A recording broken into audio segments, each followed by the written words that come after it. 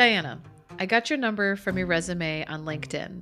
My name is Sarah, and I'm an old student of, and like you, we had a relationship. I don't know the circumstances of your relationship with him, but it concerns me to see his behavior continued long after I knew him. I'm curious if you would be willing to talk to me about your experience. If not, I respect that.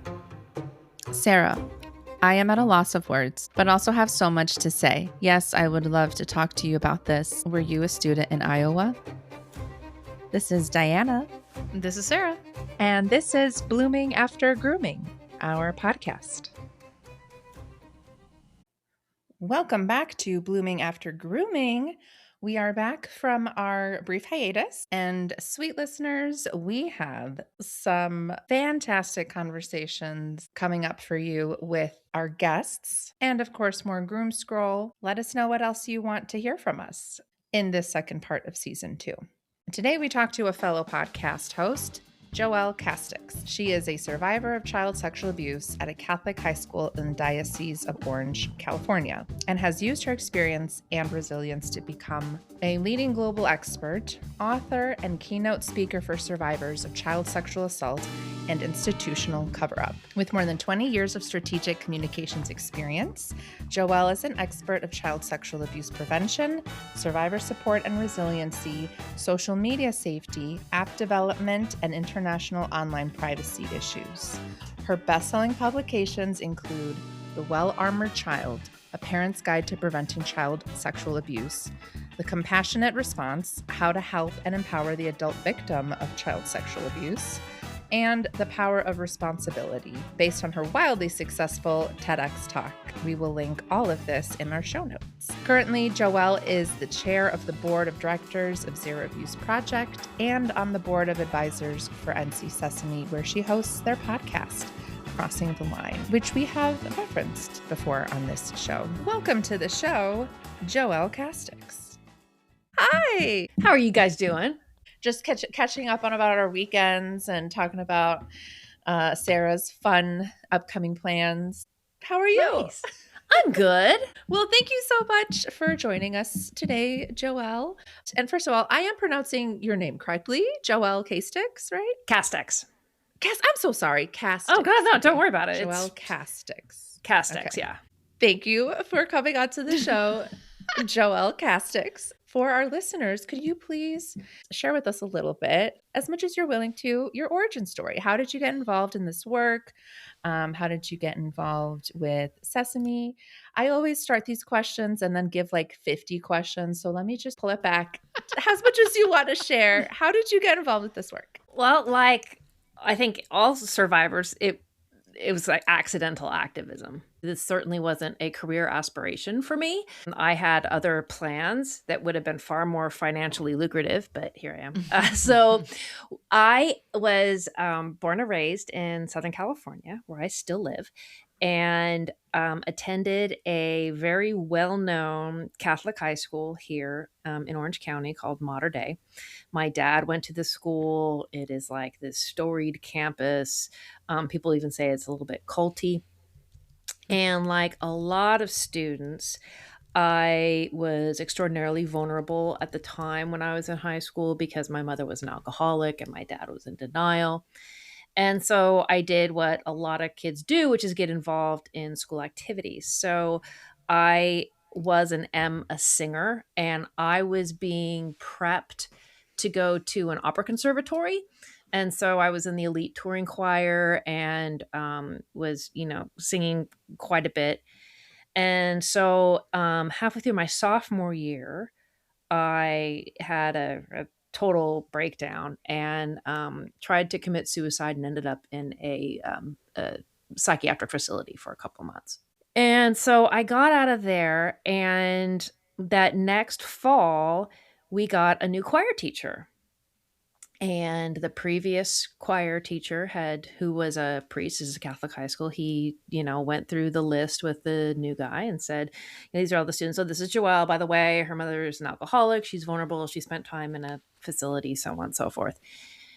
And little did I know, but this new choir teacher used that information and information that he got about many of my peers to begin to target and groom and abuse us. So the grooming began right around my right beginning of my junior year with the flattery and no one understands you like I do, and my dad was an alcoholic, and I get you, and then of course there are all the yellow flag boundary violations. Oh, I'll give you a ride home. Oh, why don't you stay in my office for a while? This is way before the era of texting or any of that stuff, but there was a lot of one-on-one time behind closed doors, and it got into pretty serious full-blown abuse pretty quickly. And so I'm at I'm barely 16 at this time, and I was confused because this is a Catholic school and we're being told that your virginity is sacred, and Mhm. all that other stuff, and so this is going on with the teacher, and I'm confused. And so I go to a vice principal who had been very, very kind to me when I was hospitalized and whose son was in my class. And I'm like, hey, something weird is going on. I don't quite understand. Can you help me? And she and this teacher were very good friends. And she already knew. And so she looked at me and said, oh, don't you? Well, that's what love is. And Oh, don't Oh don't say anything, yikes. because you might end up back in that psychiatric institution, and you could get Sweet into a baby lot of trouble. Jesus. no. Oh my God. So that shut me up. Yeah. And that also gave him the opportunity to target, my peers. So by the time I graduated, I was pregnant and had a sexually transmitted disease, and he Wow. had abused two of my friends. And it was absolutely horrific. And for me, the abuse was bad, but it was a treatment by the school and my peers and my parents afterward that made it worse. Mhm. Because when I tried to tell my friends what was going on, and you're a teenager, you're not equipped with the skills to like logically say, I feel Mhm. like there are boundary violations going on. Yeah. Yeah. And so they blamed me, and they said Mm. it was my fault that he went on to abuse the other girls because I taught him to be a child predator. Jesus Christ. The school said it was, my fault because I had emotional problems, and I have all that Mm. in documentation. And then when I wanted it to end, because I went to my first year of college and it wasn't ending, and I needed it to end because it was like really affecting me.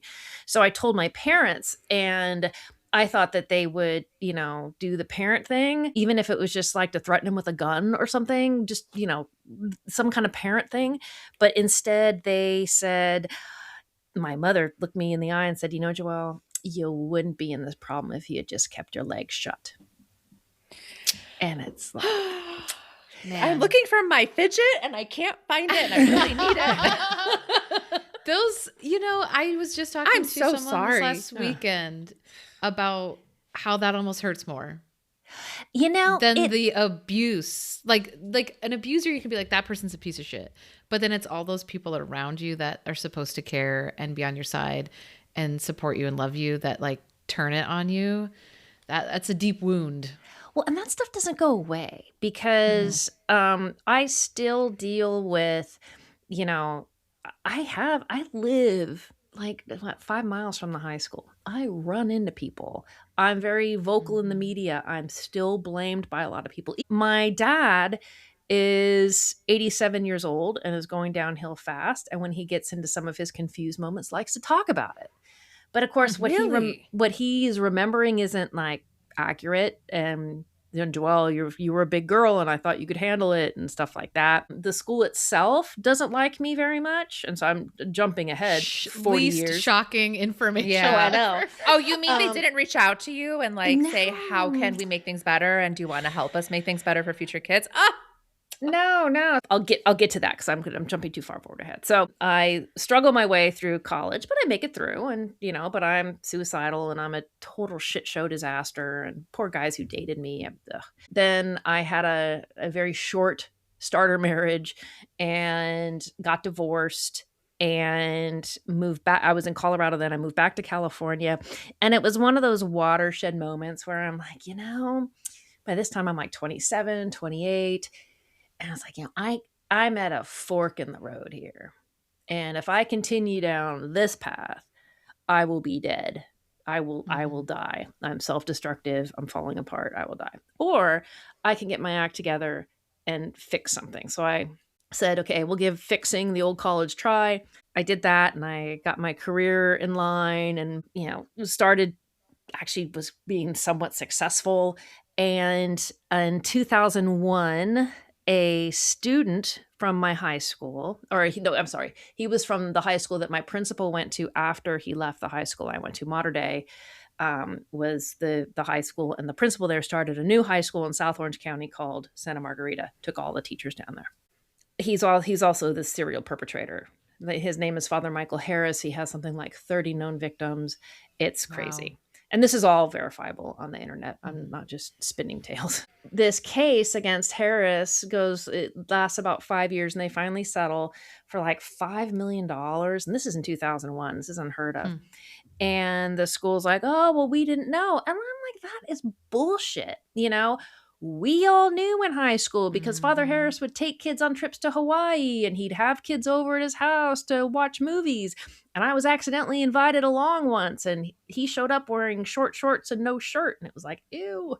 We knew that there were all these red flag behaviors. So like all good little Catholic girls do, I wrote a letter to the Diocese of Orange and to the high school and said, I want to be a part of the solution. And at this time I was a vice president of a public relations firm and they saw that and they're like, uh-oh.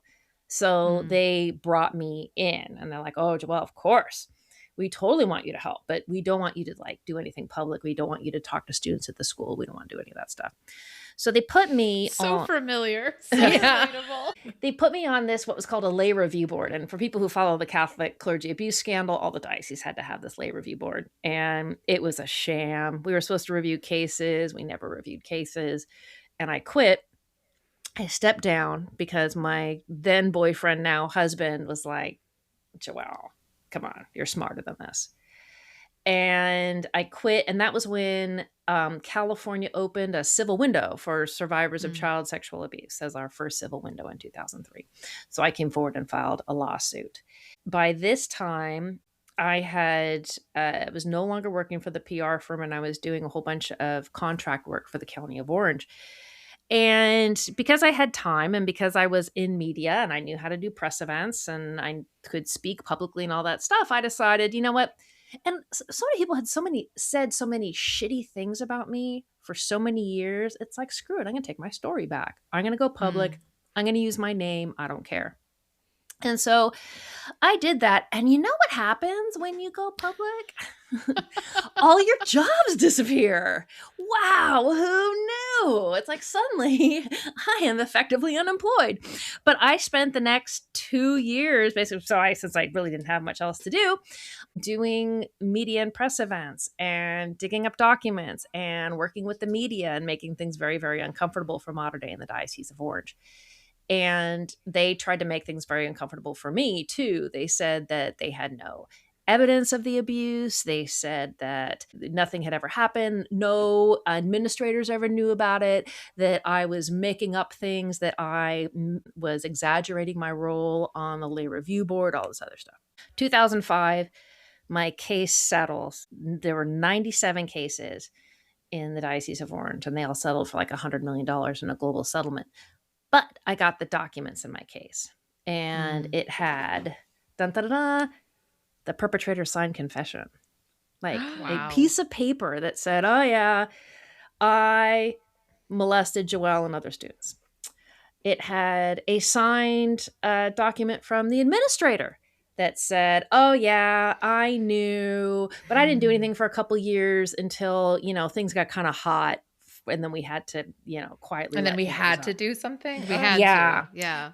There was a letter from the principal of the school, who has since been honored by the school for all this great stuff, to the diocese saying that I had a lot of emotional problems and that's probably why there was, this happened. But, there's never a dull moment around here. And what? Like, yeah, literally, it's like, oh, never a dull moment at the corner of Bristol and Ettinger. And I'm just like, So I have all these documents that now show everything that I, everything I said all along was true and for your listeners who've been through this and for you, they try to make you think you're crazy. Mm-hmm. They do everything they can to gaslight you. So you lay in bed at night saying, God, did that really happen? Did I misinterpret? Or what happened? So because in 2005, it still kind of wasn't particularly cool to be in the movement. It was hard to get jobs. So I just decided to is turn it into a career. And so I kind of became a traveling roadshow, and I went to where survivors were and perpetrators needed to be exposed. And I would go to cities I'd never been to and piss bad people off. And it was great. I did work in Guam and the villages of Northwest Alaska, all through Arizona, all through Highway 66. I did work in Europe. I did work on the East Coast. And I worked to open statutes of limitations. And I was able to go in there with, hey, I have documents. This is what you will find. And they will never share this with you, but I can, you can take these documents and this is what you can expose in these cases. Because during all of this, the man who sexually abused me was working as a professor in a small liberal arts college in Adrian, Michigan. And so I thought, well, the college wants to know. So many familiar, yes. Let me guess. The college didn't want to know. Oh, the college, they want to know, and they want to get to the bottom of this. So in 2004, before my case settled, I flew out to Adrian, Michigan with another advocate from Toledo, which is right there. And we went to the school, and God bless Claudia Versalati. So we sit there and I have my documents and I'm like, this is what happened. And they're like, you're just an angry ex-girlfriend who has sour grapes that her teacher boyfriend broke up with her. And I literally thought that Claudia was going to crawl over that table and just throttle one of them. And Claudia's a big woman and she goes, I may be fat, but I'm not stupid. Are you saying she's stupid? And she's like screaming this. I love Claudia. Yeah. And they're just like, oh no, it was a long time ago, Joelle. So this is 2004 and this happened in 1988. Seriously, not that long before. And I'm like, well, what if he had an inappropriate relationship with a student right now who was an adult? And he said, oh, well, that goes against our code of conduct. So he would be fired. So he was allowed to stay in his job until a little reckoning time called Me Too happened. And the stars aligned, I guess you would say. So I wrote a Me Too letter that I put on my blog. And because I was pissed, like every few years I would like raise a stink. It's like, this guy molested girls. It's not just me. He molested other girls too. Even if you don't like living his life. Yeah. And so he with was access to students every day. And he's a choir director. And so he would take his choirs on tour. And when you take your choir on tour, you're touring with colleges and high schools and everything else. There's all this access. And I get so mad sometimes if I found out that he was going on tour, I'd write the tour company, like send them all the information. And the school would get kicked off the tour. The students would be so mad. I'm like, I don't fucking care. Also, just fire this one out of guy, harm's way. And then the school can go on the tour. Yeah. Like, that's crazy. Yeah, you can thank me later kind of thing. So I wrote the Me Too letter. And my husband was just like, Joelle, be prepared to be disappointed. You try to do this all the time. Nothing happens. I'm like, I know, but I just can't live with myself. And so I wrote it, slammed the computer shut and said, I'm not going to go on until Monday. I go on. I'm like, ooh, had something like 30,000 shares. I'm like, ooh. Oh, nice. Wow. I was adopted by these two women in Adrian who were community members, and they were upset. And so they started doing protests. And because it came from the community and because he had conveniently hit retirement age, he was allowed to, again, quietly retire. And he was able to, and this will be another familiar story with you, the reason he wasn't fired is because he was protected by the union. Yeah. And so that's crazy. Yeah. I mean, like, so much of that is like relatable either to our experience or other survivors who have reached out to us on the pod of just like, it shouldn't be shocking and it shouldn't be stunning anymore, but it is how much these institutions will bend over backwards to do nothing when they are handed with proof and evidence of abuse versus just saying like, holy shit, we need to get this person out of here. I just always think like, wouldn't it be common sense that it would cost less money to hire a new person than to get sued when another person gets abused and then they find out that you tried to warn them 10 years ago and they didn't do anything about it. Oh yeah, and it gets worse because so in 2019 we passed AB 218, which was a 3-year civil window in California for survivors of child sexual abuse to come forward and use the courts. So of course, woohoo, I'm in hog heaven. I'm like raising awareness. I'm reaching out to people who'd been reaching out to me over the past 15, 16 years. And I said, I don't think there's anything that can be done. And I was writing about it and doing events. And so there were a couple of cases that were up against my high school. And of course, they were my classmates because it's amazing that any of my classmates made it through that school without being abused because there were 13 active perpetrators at the school at the time. Wow. So this one case was heading towards trial, and they decided that the best way to protect students and to get to the bottom of things would be to subpoena me and my emails and my social media messages over the past 18 years. And so I get a subpoena. Which is just so crazy. What? Like, first of all, let's backtrack a little bit. Yes. Did you say I'm going to go get my fidget active thing. I can hear you perpetrators? guys. Yeah. Diana's like, my anxiety's going through the roof. Yeah. So there were 13 active at the same time or over a certain window of time. This was over probably like a 10-year period. It is not Rosemead, but it's almost Rosemead. It's like Rose. Yeah. I used to think Mater Dei was the worst, and then I heard all about the Rosemead stuff.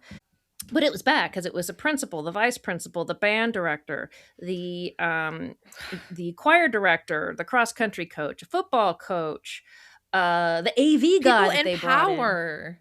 Like, oh yeah, it wasn't just like a couple of coaches, like part-time coaches thing. Directors. It was a structure, and so instead of looking at their policies and procedures and saying, "Gosh, we have a real problem here," it's like it's so much easier to depose Joelle for 8 hours and to subpoena 30,000 emails and all her communications.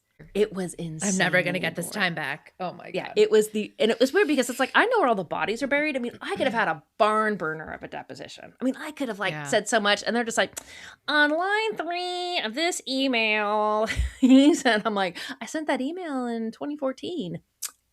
I don't know what I said. Yeah. So that's and those cases settled, so they're off my case for now. But yeah, it doesn't end. And so they depose me. They get all my all my emails and stuff. And then like 3 or 4 days later, I get a text from a gal in my class, and she's like, "Oh, well, I'm stuck at the Mater Dei 75th anniversary event. My parents made me take them because we're at the age where we have to drive our parents around."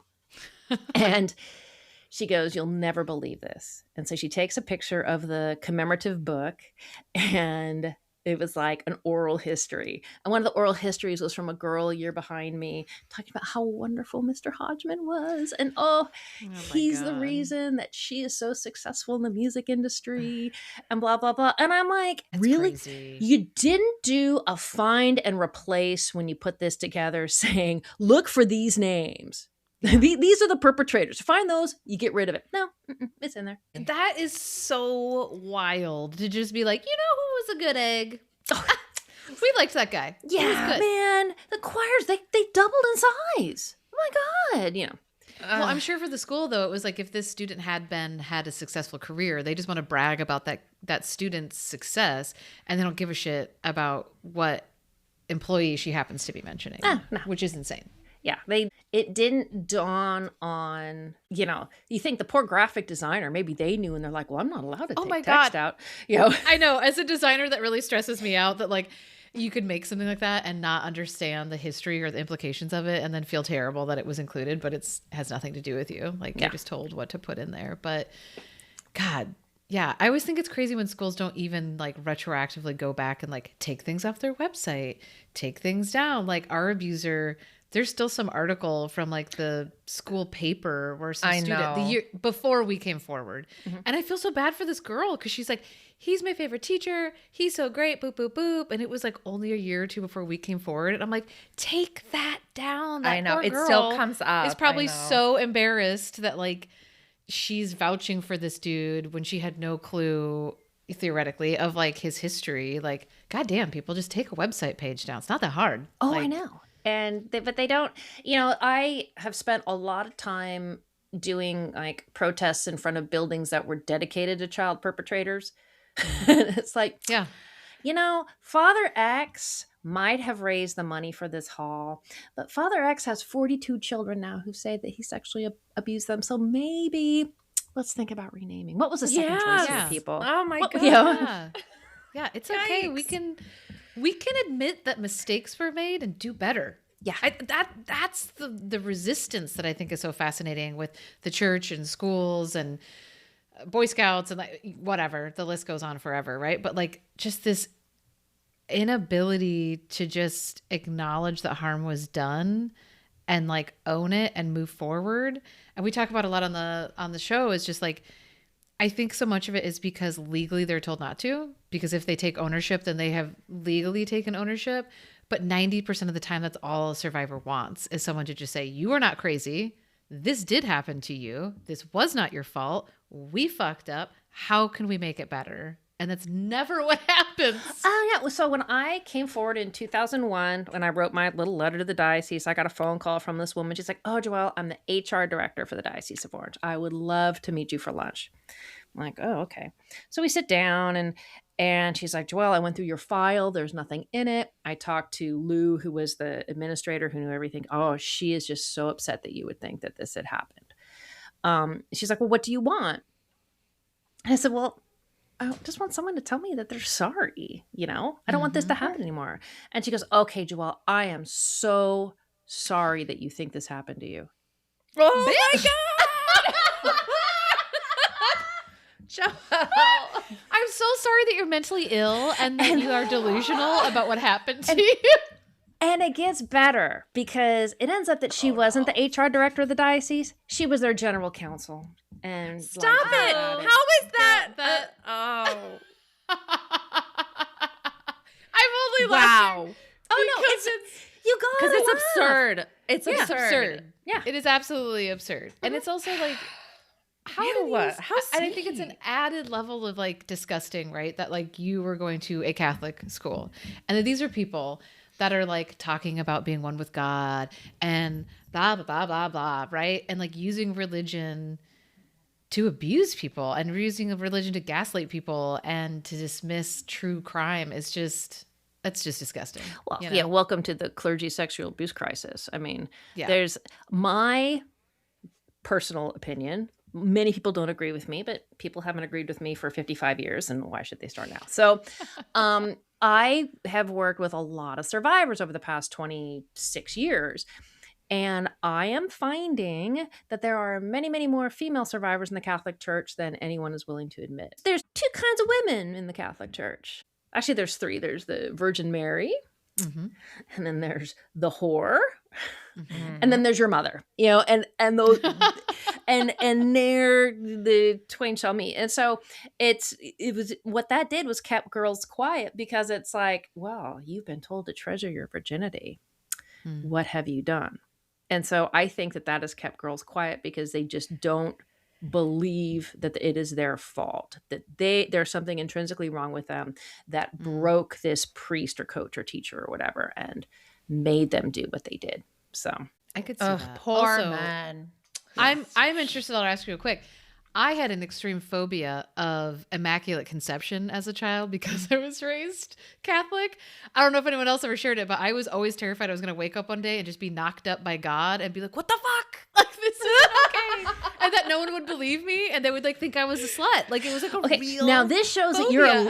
this shows you're a lazy Catholic. Because the Immaculate Conception isn't Mary getting pregnant with Jesus. The Immaculate Conception is when Elizabeth got pregnant with Mary. Who the fuck is Elizabeth? Yes. So the Feast of the Immaculate Conception was when... This is not what I was taught. Yeah. But no, that's not the they call that something else. But Immaculate Conception is when Mary was conceived. So Joelle, my God. Okay, so wow. We had a delightful, wonderful get to know you little meet and greet a few weeks ago, but we did not get into all of this. And let me just say, first of all, I'm so happy you're still here. Oh, and that you have used all of what has happened to you to help other people, and that you were doing it at a time before me too. You were doing it at a time where you were like, I don't care if no one else is talking about this. I'm going to talk about this. I'm going to put myself out there. And I'm so sorry that time after time you were told the wrong thing over and over again by your friends, by your family, by the church, by this fucking HR council lady. Like, I just want to like take a moment to sit in that. And thank you for sharing all of that with us. Thank you for honoring it. And it's nice because normally, when Joelle, tell us your story, it's dun dun dun dun, it's serious time. And it's just so nice to be able to sit back and laugh because it's ridiculous. It is Yeah. totally ridiculous. When they had 9,000 chances to do the right thing, they're like, no, I like this way better. Yeah, let's just keep doubling down. Maybe she'll just stop talking about it. Yeah, so I was born in 1970, which is the year of the Iron Dog, and I am not into the Chinese zodiac at all. But my husband looked it up, and he's like, "Oh my God, Joelle, you are an Iron Dog. You just do not let go." And it's true. I don't. I don't like it when people lie to me. I don't like it when people do stupid things and then try to blame me for it. So, that's their problem, and now they got to deal with it. I gotta look up. I know I'm a horse, but I don't remember. Yeah, I've never looked up like what kind of horse. You said you were I forgot how you put it, a one woman show, kind of going around helping raise awareness, helping educate communities. How were you able to establish those connections? How were you able to get into wherever it was you were able to get into to do your presentation or your education or whatever it was? So, as much as I would like to say I was one woman traveling show, I did stand on the shoulders of giants, and I still stand on the shoulders of giants. So, when I came forward, a group called SNAP, the Survivors Network of Those Abused by Priests, reached out to me, and it was started by Barbara Blaine back in 1988. And that's when she came forward, and they put an ad in the paper, have you been abused by a priest? Come to our meeting, kind of thing. And they didn't think anyone would show up, and like 100 people showed up. I was deeply entrenched with them for many years, and they're still very, very active. If you saw Spotlight, SNAP was the group in that.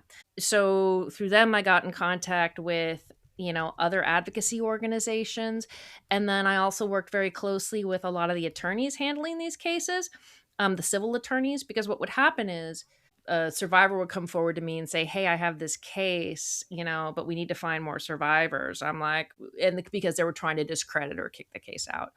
Or I would be given hey, Joelle, in the course of this case, we found out that there was this perpetrator at this church. You need to let people know. And a lot of times, the guy was still there.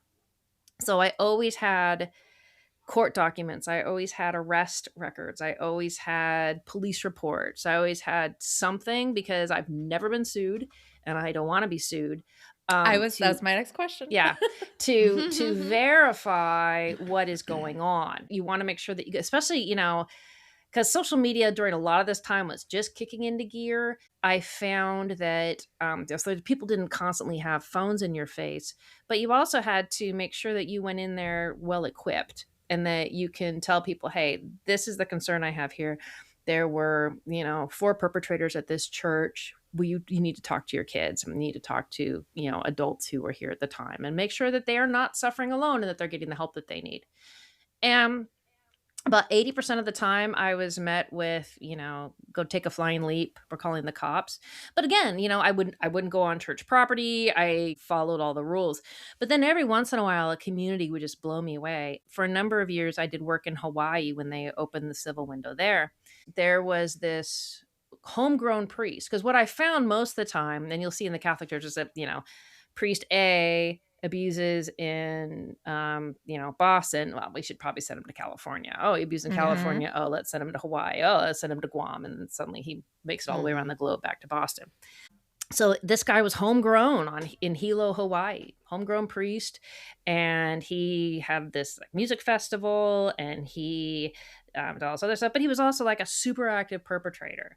And there were his name was George DaCosta, and there was a whole bunch of survivors. And then he was very good at finding survivors just on the cusp of 18, or victims just on the cusp of 18, so they really didn't have any, ability to come forward. So I was going to do, he had this little church. There was a little parish church, and it was on Native Hawaiian land, and so they had renamed it like a 19-letter name that I couldn't pronounce. And I was going to go and talk to the people there and be like, "Hey, this is a real problem." And so I showed up after mass, and there was about 10 people sitting in a circle, and here's a chair for you, Joelle. And we ended up having like a 3-hour conversation, and they fed me, and they're like, "Yeah, we never liked George anyway. He was a problem, this and that." They gave me some phone numbers. I mean, it was like, so there are a lot of communities out there, because especially for the Native Hawaiians, I mean, they've really been given the short end of the stick so many times that, it's they have no problem outing bad things. I've successfully been able to expose all kinds of perpetrators, get people to come forward. I lobbied to change laws, and the nice thing is, with the Catholic Church, and with, in the case of public schools, FOIA requests, is that you can get paper documenting just about everything. And when you think you're going to stand there saying I'm the only one, there's always someone else. There's always a piece of paper out there. There's always someone who will hedge and be like, "Okay, I saw it. I'll do an affidavit," kind of thing. So That's what we're waiting for our abuser. it's a long haul. I mean, I was from 2001 to 2018 to get my perpetrator out of his job. I mean, it seems glacial. And I don't know if we talked about this when we had our meet and greet, but when I started the work, my husband and I would go to a party or something, and people say, "Hey guys, what do you do?" And my husband would say, "Oh, I work for Toyota." And then I'd say, "Oh, I do PR and marketing." And because if you said, "Oh, I'm one of the leading national advocates to expose sexual abuse in institutions such as the Catholic Church," people are like, See, I would be like, "And you and I are going to go stand in the corner. And we're Well, going to talk about this in with 2002, a big glass of wine in our hands." yeah, for the next 4 2002, hours. 2003. Now, and I've dipped down on the work a little bit, but now we go to parties, and people, "What do you do?" My husband says, "I'm retired," and I say, "I do PR and marketing," because I don't want to talk about work, because people are like you. They'll be like, "Really? Oh my God, I knew this guy and that guy." And it depends on my mood, because I have been to parties where, people have come to me and said, "Oh, did you know Father so-and-so?" And I'm like, "Yes." And then, you scratch down all these notes as fast as you can. It's like, "Well, can I call you on Monday? This is not the time or place." And because once people have 1 or 2 cocktails in them, they'll be a little I'll more tell willing. you everything. Yeah. And then on Monday, they're like, "Well, since I already told you, I might as well finish it." But yeah, it's amazing what I've learned at parties. And I also used to get a lot of people who would press rosaries into my hand as I was leaving. May Jesus and Mary help you in your work. And I'm like, I don't go to the car. My husband's like, "Another rosary?" I'm like, "Yeah." they meant well. Yeah, I get it. But it just feels so pushy on like, let me give you the solution that I think is going to help you. I don't care if you believe in this or not. So do you still do any of that kind of advocacy work to, what am I trying to say? Name, I guess, the perpetrators? Yeah. So what happened when we opened the civil window in California in 2019, and then COVID hit, and that really changed how advocacy was done. A lot of different players, I guess, got into the game. When I say players, I mean attorneys handling these cases, who didn't know me and wouldn't share information with me, and realized what I could do to help, survivors and everything else. And that's when I started working with an organization called Zero Abuse Project. And they are more focused on prevention and intervention, especially when it comes to law enforcement and first responders. And so I'm the chair of the board of directors there. And so I kind of took a step back a little bit from the advocacy. I was doing a lot of work on AI in child safety, and using AI to identify patterns of behaviors in institutions when they recognize that there's an incident of child sexual abuse. And so I presented at the UN and stuff like that. And then COVID. No big deal. Yeah, you're like, the UN, whatever, shrug. Anyways. So then COVID hit, and when these cases heated up and attention started to get on to me, it was one of those where it's like, God, I took a step back because of that. And that's when I got involved with Sesame, because I was abused in a Catholic school, but it was educator sexual abuse, and I understand and get it. And I met Terry over the phone in like 2004. Wait, no, my son was born in 2006. She said, "Well, we have an opportunity for someone to go on the Montel Williams show. Are you willing to do it?" Now, you're the person that Terry told us this story. Oh, okay. From the other side. Yeah, I had never met Terry. She had never met me. And she just calls me and says, "Will you go on the Montel Williams show?" I'm like, "Okay." And because I had the experience. And so I fly to New York and I do Montel Williams. And so I met her then, and then I never heard anything back. And so, I just kept on my merry way. And then when I was doing work in Europe with AI, I met this super cool dude, Fritz. And Fritz is, you always meet those people who are connectors. Oh, you have to meet this person, this person. Yes. So he's like, "Oh, I have someone you need to meet." Amos Gira, who is on the advisory board of NC Sesame. Amos meets me. He's like, "I got someone you need to meet, Billy Joe Graham." And so then all of a sudden I'm back with, "Hey, Terry, nice to see you again." So yeah. So that's how I got involved there. So I'm able to bring in, my clergy expertise. Plus, I have a marketing background, so I can help them with things like the website and social media and partnerships and stuff like that. And then we have a film screening coming up, but that will be past when this airs. So yeah, it's great because so much has changed since I started doing this work. And my lack of understanding of the protections that were in place, I think, were impeding my ability to help people. In the clergy abuse movement, it's like, just call the cops, call the cops, call the cops. Don't just, if they say internal investigation, you say, "I will not cooperate." Now I've learned, especially when it comes to schools, that internal investigation is maybe the only thing that gets that teacher out. So you participate. And because the cops may say, "Well, it doesn't meet a level of criminal misconduct." But the school can say, "Well, it breaks 19 of our policies, and therefore he's fired.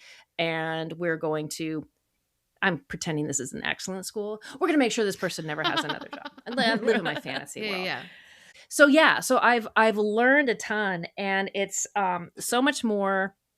The Catholic Church issue is very based in data because the Catholics are such good record keepers. You see how a system protected perpetrators because they felt that they owed these priests something. And then that same thing happened with lay teachers. Like the guy who abused me was just a lay teacher. He wasn't a priest. But with public schools, there is so much more raw data available. And I think that we are now sitting on the precipice of being really able to scare the shit out of people about how prevalent this is, and be able to scare legislators and administrators and everyone who has the power to make a difference, scare them into doing the right thing. Because just like in politics, when we're working to pass legislation, people say, "Well, what motivates politicians?" Like, money. No, money doesn't motivate politicians. Hugging babies. I don't know. No, it's fear. The only thing that they respond to is fear. Fear that they are going to be shamed. Fear that they're going to be voted out of office. Fear that they're going to be booted off committee or this or that or the other.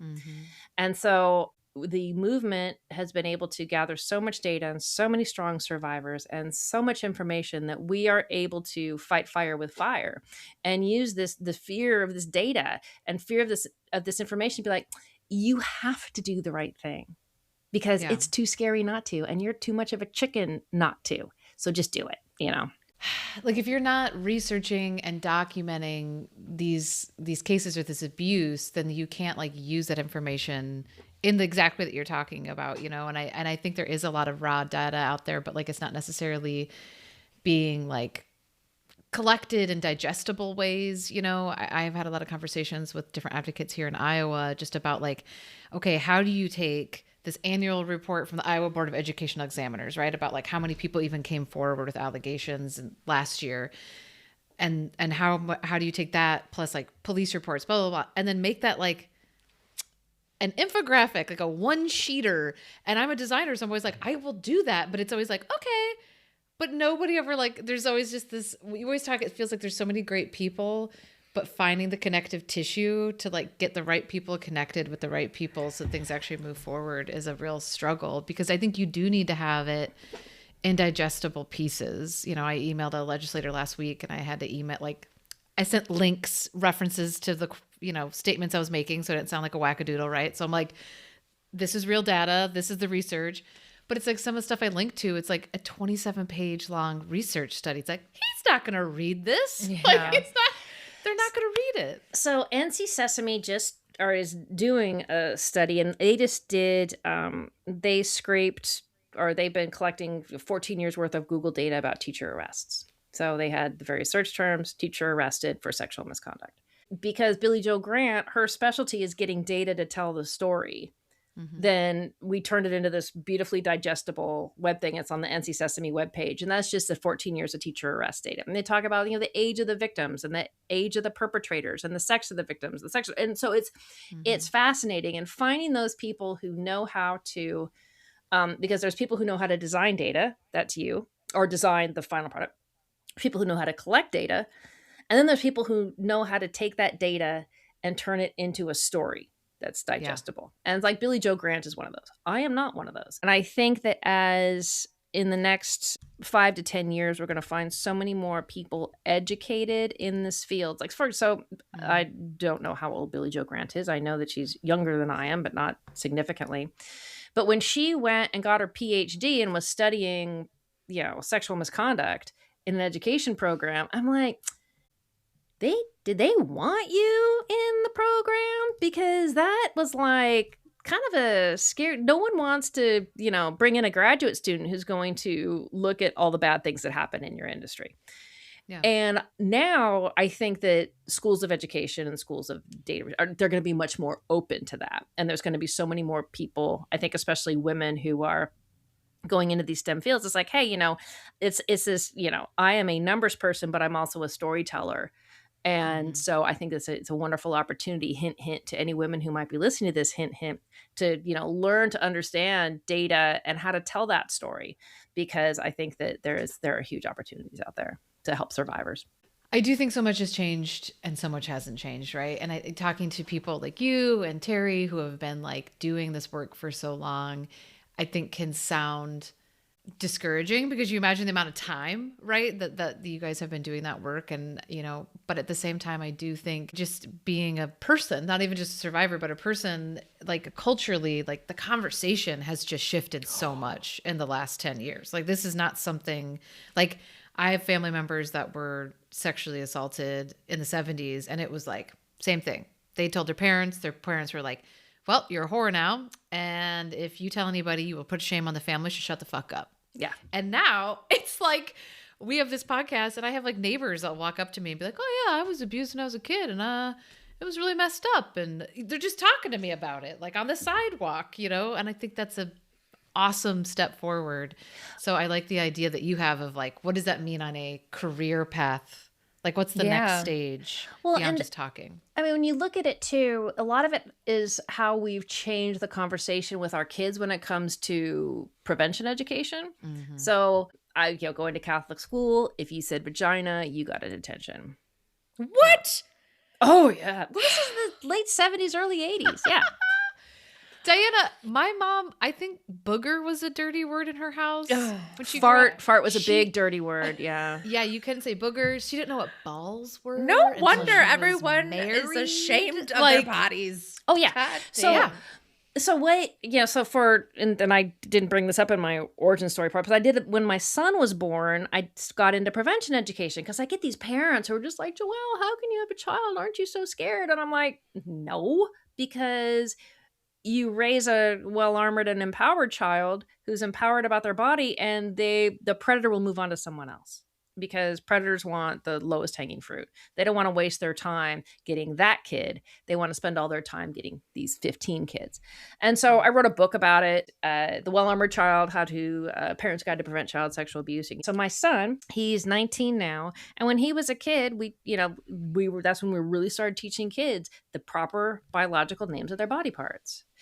This is a vagina. This is a penis. These are your testicles, so on and so forth, because we found that and this is in, evidence-based studies, that if a little girl says, "Oh, this is my vagina," a perpetrator is going to say, "Well, I'm going to go to the little girl who doesn't know what that is." Because a girl who knows what her Interesting. vagina is can report that someone touched it and can tell exactly, Yeah. so on and so forth. And so my son, just saying vagina means, so big deal. Yeah. And that has been a serious change in the conversation there, because what they did was, and I would tell parents this when they get all bent out of shape, "I can't say vagina." I'm like, do you get embarrassed about talking about your liver? No. No, Yeah. no. You get embarrassed talking about your, gallbladder? No. Mhm. Don't be embarrassed talking about your vagina, because it is an organ that serves a very important biological medical purpose, just like all of your other organs. And so that's been a huge change. And so because we got kids talking about it, they're coming forward more. We had people like me, standing in front of churches and schools and saying, "This happened to me," and using the civil justice system. And so it just made it safer for people to be like, "Oh, I guess it is okay for me to say, Mm. this happened to me." Back when I was married to my first husband, we were involved in a multi-level marketing company. And yes. And Girl, you need to make a movie about your life. Yeah. The next book is a memoir, I hope. so the multi-level marketing, and the thing that they would say is, there's a part of the multi-level marketing dream for everybody. You can be a consumer. You can be what we would now call an influencer, but there was no social media. So you could just be like a teller about her, or you can be a distributor, or you can be a business builder. Now, of course, the goal was that to make everyone a business builder. And Mhm. and as you can see from my vast wealth, it was highly successful. Um, so, but I kind of say the same thing about the child protection and survivors movement. There's a part of that dream for everybody. You can Mhm. be a Joelle and, stand on rooftops and do things like this, and, lead organizations. But you know what? Kind of sucks to be Joelle. Maybe you just want to be a community member consumer who teaches their kids child safety and body awareness. Or Mhm. maybe you want to be a, what they call now, an influencer, but would just be a talker about it. Hey, I'm a survivor and I'm okay, and it's okay to talk about it, and I can help you get services and stuff. So, I mean, there's a part of there's you can play any role you want. You don't have to be me, and you certainly shouldn't have to be silent. So, Our last episode, or one of our last episodes, we were talking with Piper Stratton, who is a school psychologist and a licensed therapist, and we were asking her, like, how do you help kids who maybe don't want to be helped, or, like, say they don't want to be helped, but really they do. And she was like, it's going to take time to unwind someone from something that maybe they're wrapped up in, but also just talking to your kids. Like, she also is a mother of two boys. She told us about the study, basically, like, the little boys who were talked to about how whether or not to intervene when someone's in danger were more likely, like, so many more times more likely to actually intervene when they were older than boys who were not talked about it. And it, again, like, it seems like such a obvious thing, but as Sarah has shared, she knows some people, some parents who just are afraid or embarrassed or whatever the case may be to not talk to their kids, or they think that their kids know all this stuff, or it's important to still have those conversations with their children. It's just important to still well, raise your children, right? For the yeah, world that they're going to live in. I use the fire drill analogy. Okay, we'll do the crossing the street one. Is good. So everybody teaches their kid to cross the street. Hold hands, look left, look right, look left again, walk slowly, don't run it. You don't teach your child about crossing the street by showing them videos of people being dismembered by speeding cars as they run across the street. I would hope not. You could. You don't, could. yeah. And it's just like but not with suggested. yeah, with fire drills. With a fire drill, the alarm goes off, you stand up quietly, you walk out in a straight line, you go to your assigned place, the teacher calls roll, you say your name. You don't teach kids about fire safety by asking for a volunteer and pouring gasoline on them and setting them on fire so that everyone can see how awful it is to be, set on fire. So you got to take that same view when it comes to abuse prevention. You don't teach your kids about preventing abuse by saying, when the abuser does these horrible things. No, you teach them you have a bubble and you can choose to not invite people into your bubble. And if someone steps into your bubble, you can say, "Excuse me, I'm going to step back." You teach them, the names of their body parts. You teach them that they don't have to hug when they don't want to. You teach them what are okay behaviors and what aren't okay behaviors. Is it okay for you to be in a room and alone with an adult? There's so many easy things to teach that you don't have to, teaching child sexual abuse prevention has nothing to do with talking about child sexual abuse. And that's what, you got to make clear to parents. It's the same thing as a sex talk. It's like, even if you're uncomfortable doing it, so what? Yeah. You're going to be uncomfortable. Guess what? A lot of parenting is pretty uncomfortable. It's like, were you comfortable when they got up and threw up in your face in the middle of the night? No. But you dealt with it. Like, I do think a lot of people avoid these subjects because it just makes them feel weird. And I think some people even feel like, well, am I being creepy? Like, it just sucks. I think a lot of times it's gotten really convoluted for people. And, I also think there's the importance too of your kid might not be one of the kids that's getting abused or preyed upon, but their friend might be. And if your kid's really well educated on this, those are the people that are going to be more likely to come forward and say, hey, something's going on. Because when you're in the middle of it, half the time you think you're in love, right? You think you're in a consensual situation. Kids will disclose to their peers. And so that's like in prevention education, when I talk to parents, it's like, yo, your middle schooler needs to know how to report. And they need to understand that these behaviors are wrong. And you don't have to go into detail. I mean, there are people smarter than I am who've written these programs. They give you the right language to use because, so I look back at my peers in high school and they did some really, really shitty things to me that 40 years later, they're still apologizing for. And there's some who never will. But what were we equipped with? Yeah. They didn't have the tools. We didn't have the ability to, no one told them the right thing to do or say. So you can't really be mad at them for not, having the tools. And so we got to give our kids the tools so it doesn't happen. Yeah, that's such a good point. And they were maybe even possibly hearing stuff from adults about how they were talking about you and just echoing that, like back 100%. To you. 100%. The perpetrator's like, girls, we don't talk about this, do we? Yeah. So, but they didn't know. They didn't have the tools. We're all still learning, and that's good. Yeah. And I do think as a whole we're getting more educated about. Well, and language is changing too, because hopefully it'll take a little bit of while, so you don't have to change the name of your podcast.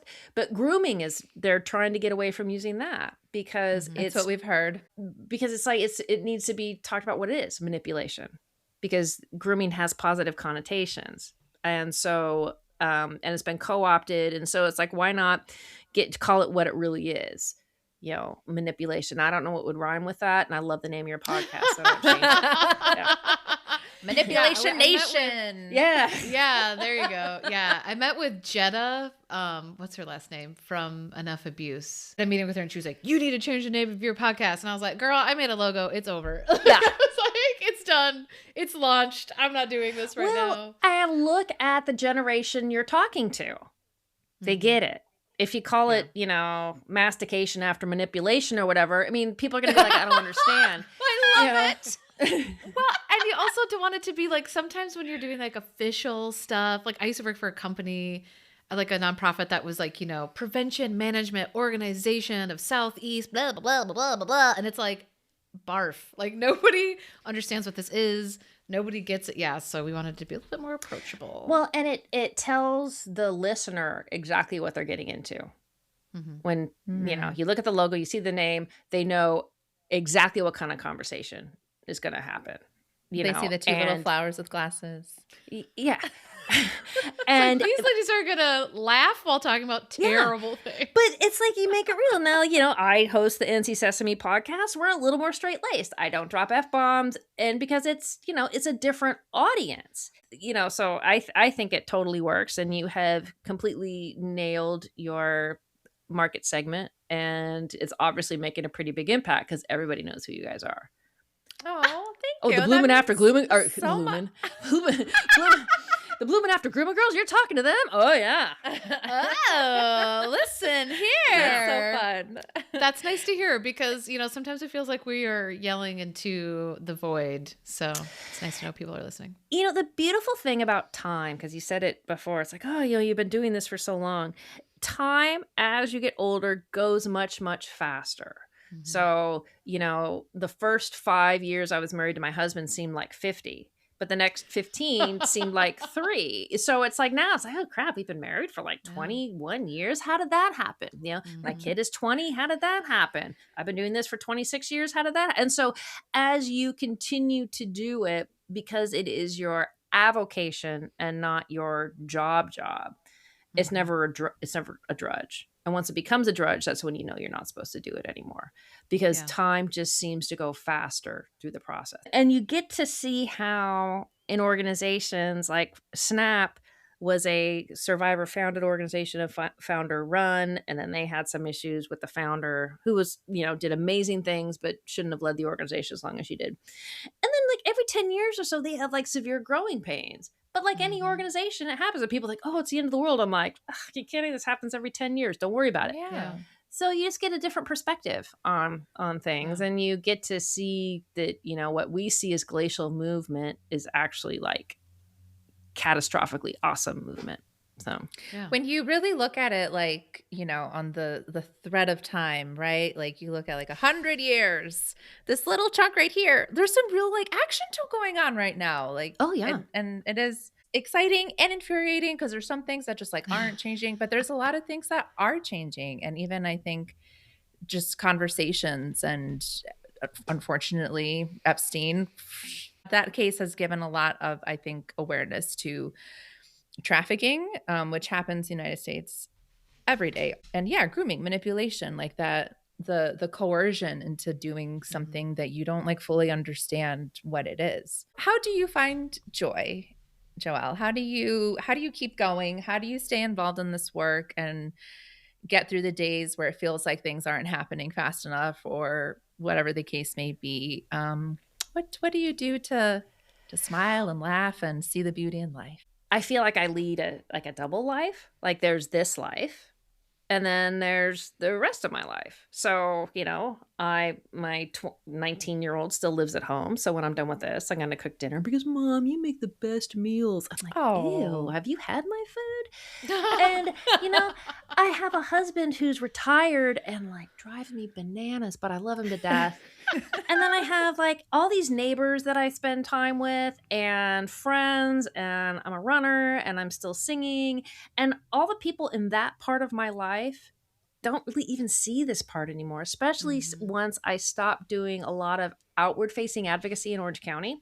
A lot of people think I just dropped out, like, oh, I must have moved on and did something else. But because my role has changed so much and I don't have to do a lot of the things that I did before. So it's very easy to lead a balanced life because in many ways I've jobified this.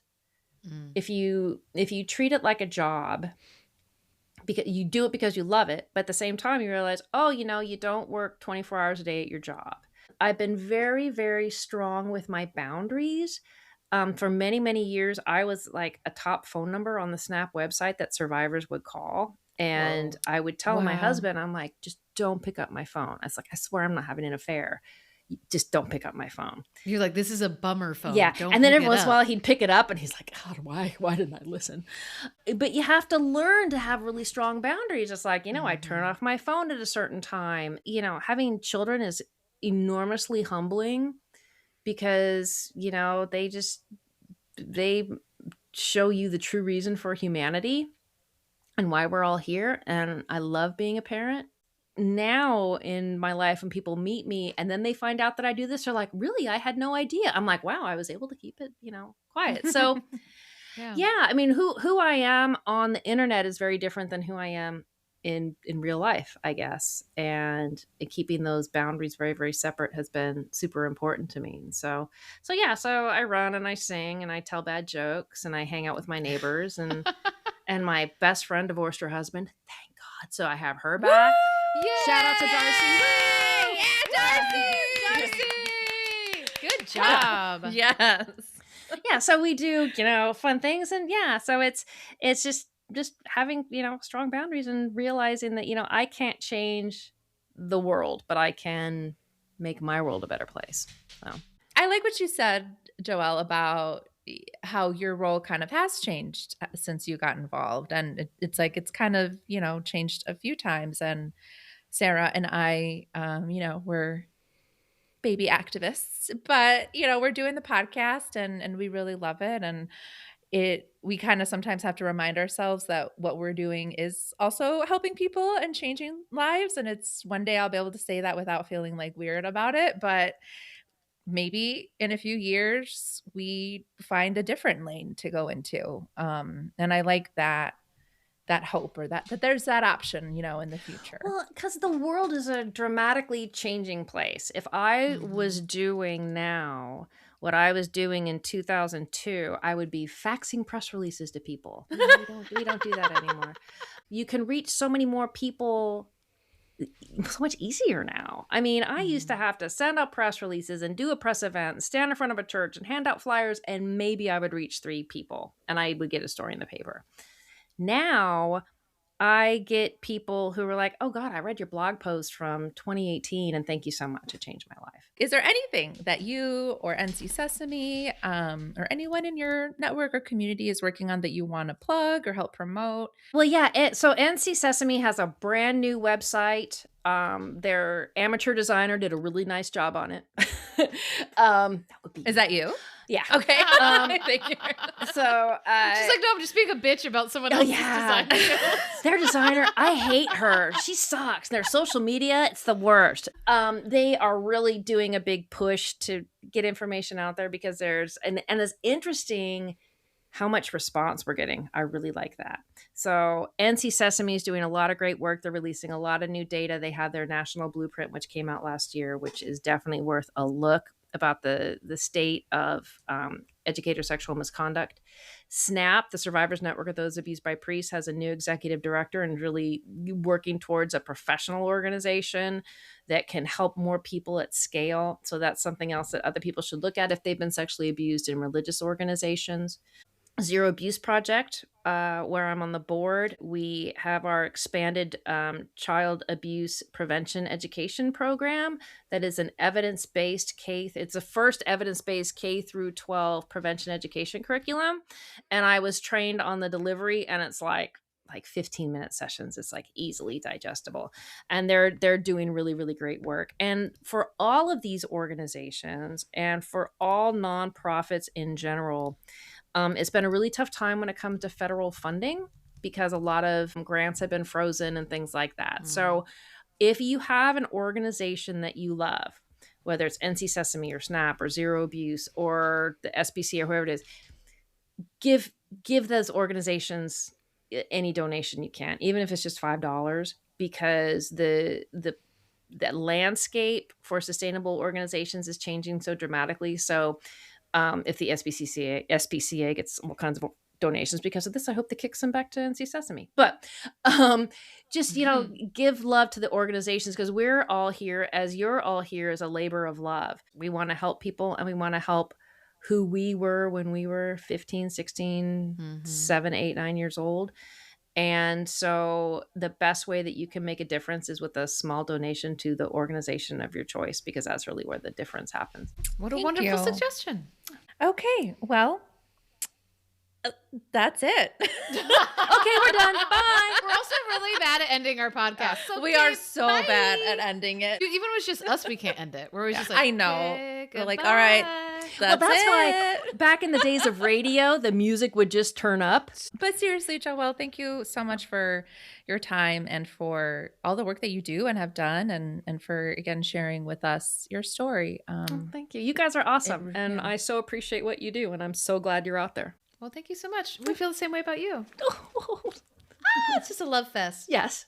Wow. So much information. I'm glad that she kind of came back to her classmates who treated her poorly and talked about how, they didn't have the tools. Because I know we've talked about how, people who didn't treat us poorly have apologized, and how we have shown them grace and being like, it wasn't on you.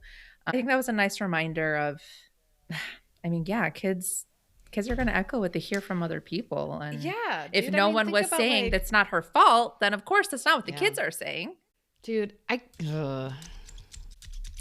was a lot. That was a story, man. So especially when it was like the other teacher, I think she was a teacher, knew and was like, well, if you say anything, you're gonna end up back in a psych ward. It's like, wait, That's what? so Like, fucked. girl. And I like that she called it a starter marriage. I really like. I love that. Sounds like a starter marriage. I was like, ooh, I should start saying that. I love it. I wrote that down because I have a few friends who could probably relate to that. Like, oh, it was my starter marriage. That was starter marriage. Yeah, no, she was fascinating. I mean, I think it's just interesting to talk to people that have been doing it for a long time. And yeah, I've had to navigate like such crazy waters, and you know, there are like so many different ways. I feel like I opened so many web browsers while she was talking. I was like, okay, I'm looking this up. Like, I really want to read her book also, because I feel like that's such a constant like subject I keep having with people. Like, how do I talk to my kids about this? I had no idea she was an author. On Goodreads. Dude, she's so nonchalant, dude. Like, oh, I'm gonna talk to you, and then I wrote a book. I wrote a book that's really important. So we'll definitely we'll plug the book, all the organizations that she mentioned. She was talking about how she kind of blacklisted herself and was unemployable because she was putting herself out there so much. And I mean, thankfully, that's not something that I could relate to. She was kind of looking at us like, oh, but neither one of us, I don't think our jobs were ever at risk. And that's an angle that is like, thankfully, I don't spend a lot of time thinking about, but it's true. And it's shitty though. Like, why? Yeah. Because she's talking about sexual abuse and educator misconduct. I mean, I have definitely thought about it. Like, you know, if I were to switch jobs and work somewhere else and someone were to like Google me and this all pops up, I don't know her situation and why it impacted her career, but I have considered it, and I know it sounds shitty, but I think it would present to some people as this is a difficult woman. I agree. You know, this is going to be an outspoken woman who is going to call out bullshit, and she's going to be disruptive. Like, not in a bad way, but like, get away with shit. She's not going to let us get away with shit. She's going to call us on her shit. She's going to have strong boundaries. She's going to advocate for herself and for others, which for companies isn't always what they want. So, I mean, I guess the way I would look at it is like, whatever, dude. If you're a company that sees that and doesn't want to hire me, I probably don't want to fucking work at your company anyways. Yeah, I mean, it was definitely something that I was a little neurotic about when we first started doing the podcast of like, you know, what happens when my coworkers find out about it? Like, is it going to be a thing? And it hasn't been. You know, I've had like maybe 2 coworkers that have even been like, hey, I found your podcast. That's awesome. And that's the whole conversation. Hell yes. Shout out again to Darcy for dumping his ass and divorcing him. Darcy. And shout out to difficult women everywhere. Go be a difficult woman. Yes. Yeah. Okay. Well, thank you all for listening, and find us on bloomingafterpod.com, on Instagram and TikTok at bloomingafterpod, and at Gmail, bloomingaftergrooming@gmail.com. And goddamn, do your best to grow through what you go through. Yeah. Whoa. Iron horse. Fire tiger. I should do like a death metal poster of those two. You really should. Please do. Fun. I apparently am a fire tiger. So am I a fire horse? You were a metal horse. I'm a metal horse. Wake up! Horse? Grab us a bar that'll make up.